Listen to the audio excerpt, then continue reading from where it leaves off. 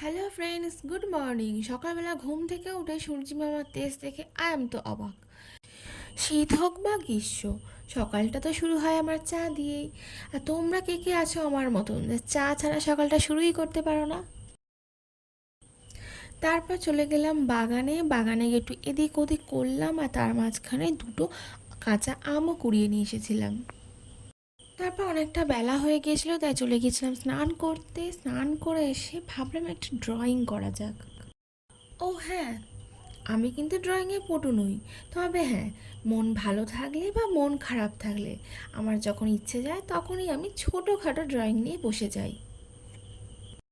তো আমার ড্রয়িংটা তোমরা দেখতে থাকো। আজকে এই পর্যন্তই। টাটা, আবার দেখা হবে নেক্সট কোনো মিনি ব্লগে।